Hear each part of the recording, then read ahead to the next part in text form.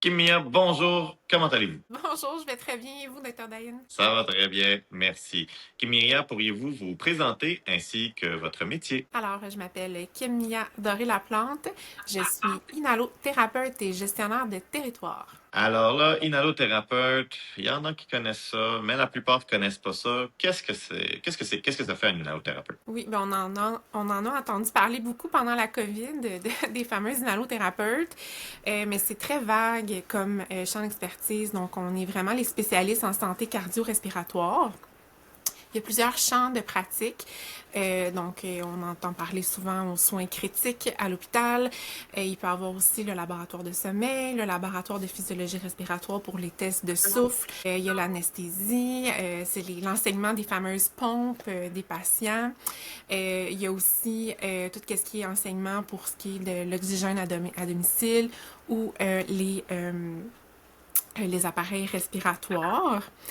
Donc, l'inhalothérapie, c'est dans plusieurs sphères. Et là, vous avez touché à beaucoup de domaines de l'inhalothérapie. Pouvez-vous nous décrire vos responsabilités au quotidien? Oui. Donc, dans mes débuts comme inhalothérapeute, j'ai fait des soins critiques en centre hospitalier. J'ai fait aussi de la clinique d'asthme, de la clinique MPOC, de la réadaptation physique respiratoire pour les patients atteints de MPOC. Et depuis plus de 13 ans, je travaille pour un fournisseur d'équipements respiratoires à domicile. Donc, les gens qui ont besoin d'oxygène à domicile, les gens qui ont besoin d'équipements respiratoires comme des CPAP, des BiPAP, des appareils à succion. Moi, je suis plus spécialisée au niveau de l'apnée du sommeil. Donc, on s'occupe de faire au niveau des tests, donc de A à Z, des tests de sommeil à domicile. Donc, on explique au patient comment faire le test chez lui. Et puis, par la suite, ça poursuit avec la portion traitement. On va regarder avec lui les appareils, on va programmer avec lui, choisir le bon masque, quand il y a des problématiques, travailler en lien étroit avec soit le pneumologue, le médecin de famille ou tout autre spécialiste pour vraiment s'assurer que le traitement soit efficace.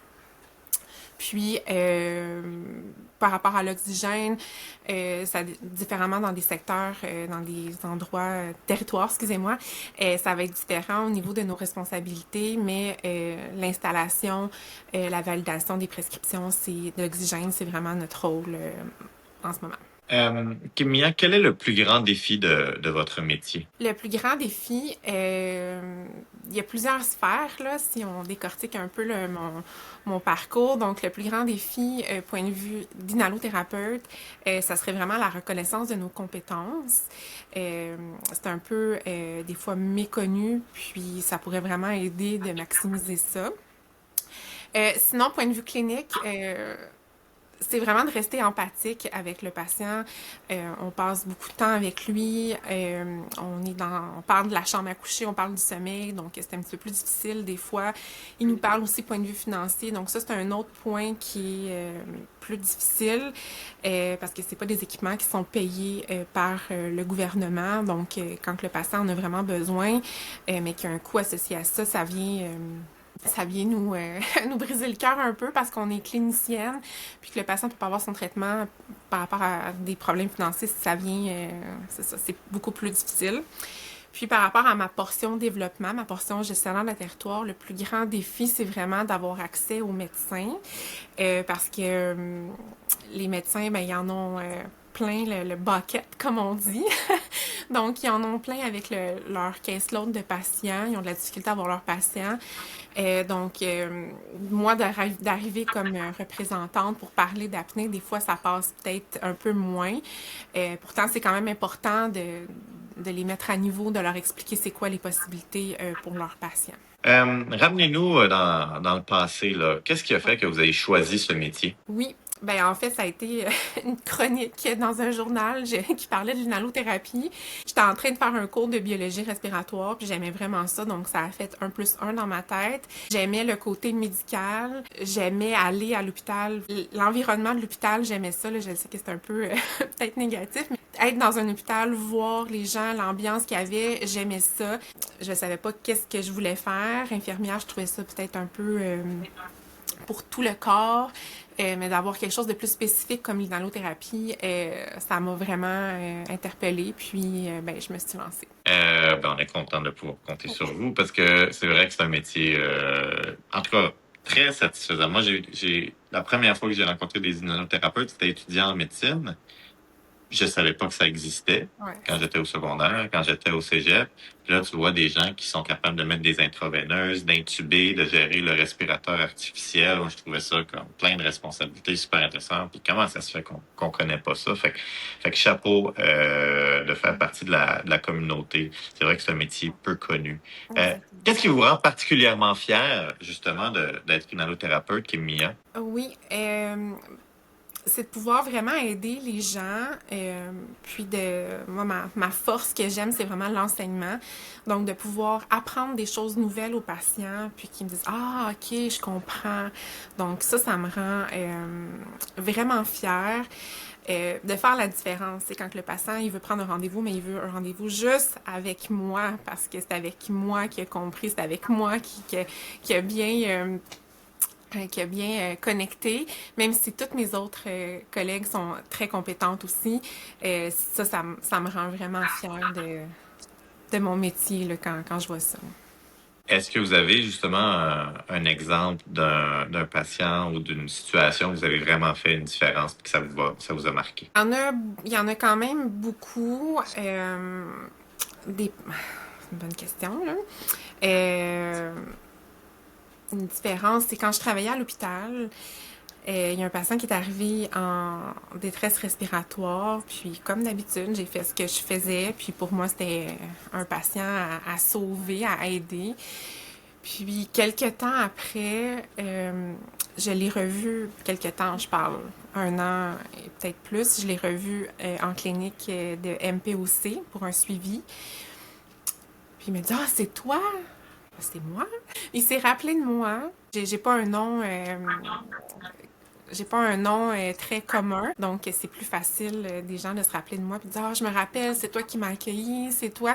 Fait que j'ai tout fait son suivi 6 semaines d'enseignement MPOC, donc j'étais vraiment contente et fière d'avoir pu voir l'évolution de qui arrive en détresse respiratoire à l'urgence, presque sur le bord de l'intubation et que là je le vois en clinique MPOC pour suivi.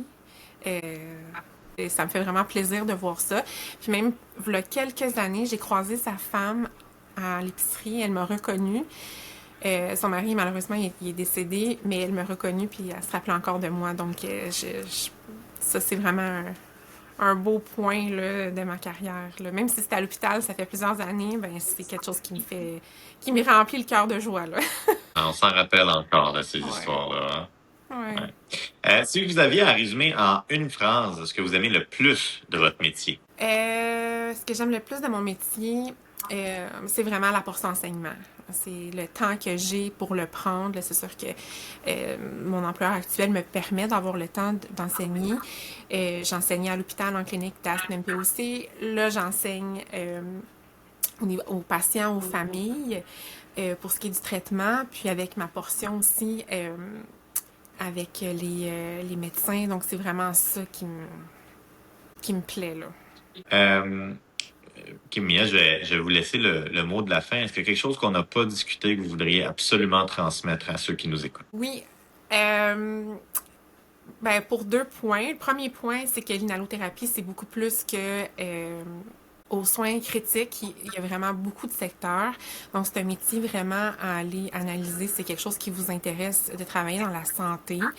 On a besoin de relève. C'est très important. Donc, ça, c'est un premier point.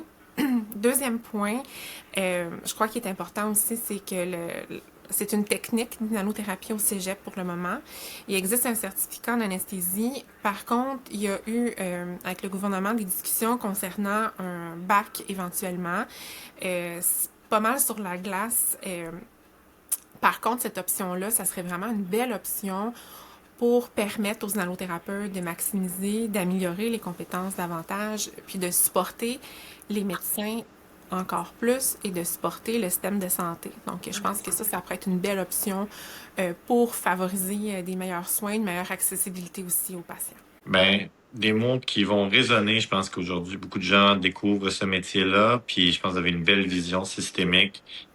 Fait à vous, Kim Mia, et à tous vos collègues inhalothérapeutes, merci de votre travail, puis merci d'avoir pris le temps aujourd'hui. Merci beaucoup, Dr. Dayan.